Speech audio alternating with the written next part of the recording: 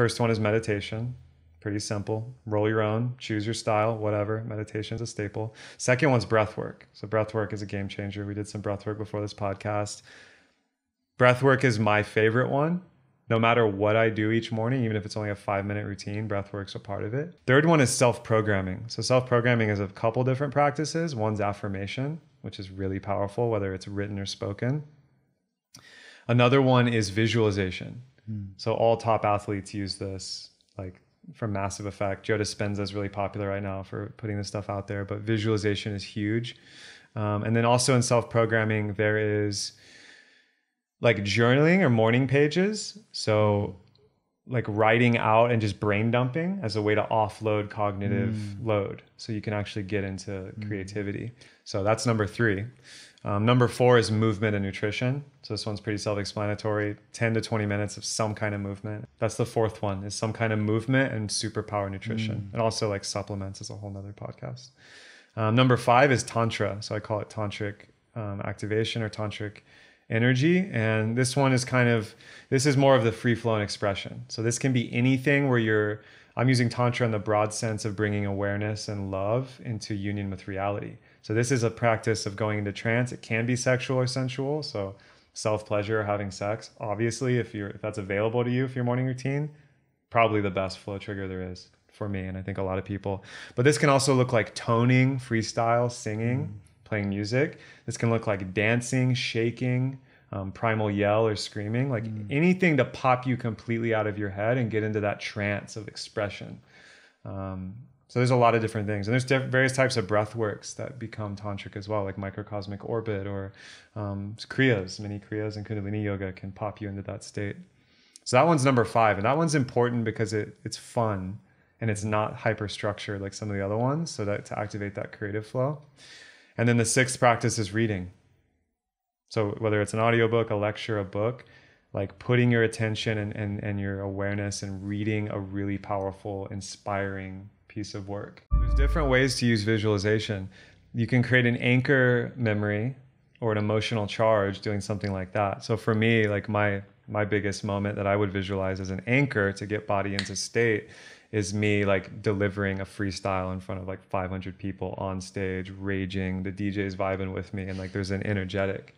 When I imagine that and fully visualize it, like my body responds as if I'm there, which then shifts my state positive, and now I can work with that energy.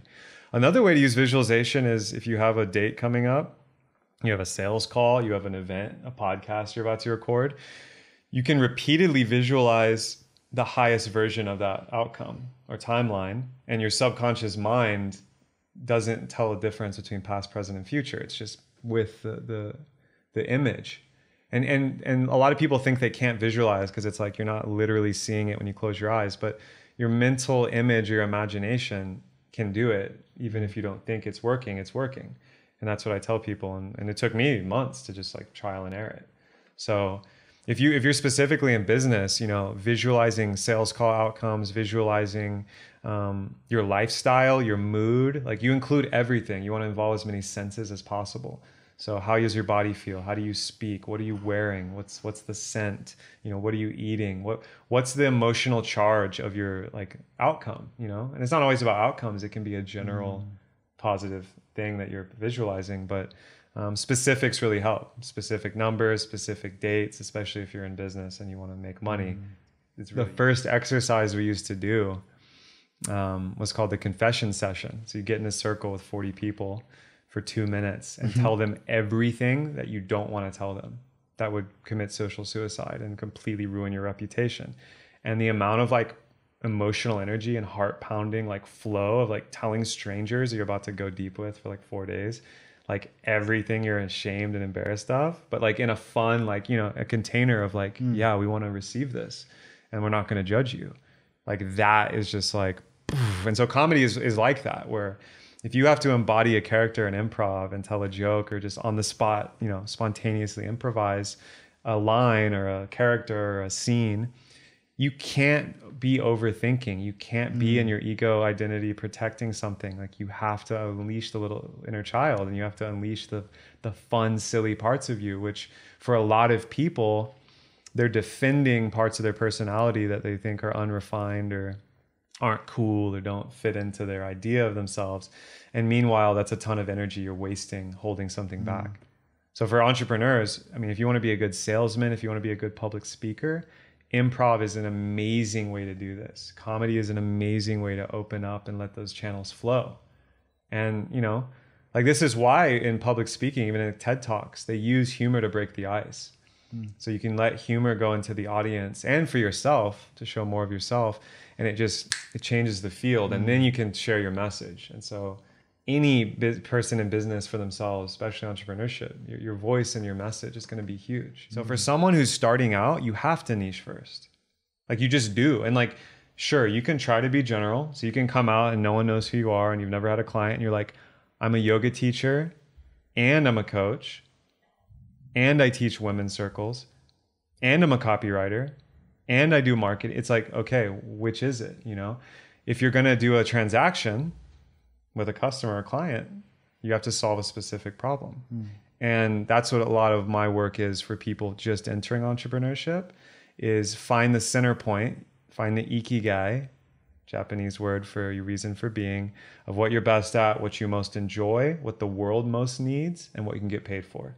Find the center point between those four and you will have a North Star towards what your first niche is. The good news is once you invest 20 days, 90 days, 6 months into that and get it online, proof of concept, make some money, set up systems, move on to the next one. So it's tough because obviously a niche can encapsulate me or you, Alex, and what we do because we have so many gifts and so much to share. But in the business environment, it's very useful to have a containment field and a specific value add that people can just receive, and it's very simple. And this is a big art to marketing and a big art to designing a product or service. It does feel like dharma. It feels like duty to write it while it's here and really share the positive memes. We need to spread positive memes. I'm not talking about silly pictures of cats. A meme is the core unit of an idea. It's a gene for ideas. And so we need good memetics because the memetic atmosphere right now is toxic and full of misinformation and agendas from ideologues. And like what's cool about the internet is it's like rebel radio, you know? That was an idea for a podcast title as well, Rebel Radio. It's like we are the folklorist, on the ground human beings. We're not CEOs of a corporation sharing the realness. And that's what the world needs right now, is more of the grassroots mycelial network of light leaders sharing their message so we can create this structure, you know, the sacred geometric economies and systems and governance to navigate a new humanity. So that's a highfalutin way of saying social media matters and like this entrepreneurial stuff matters, creating courses, books, podcasts.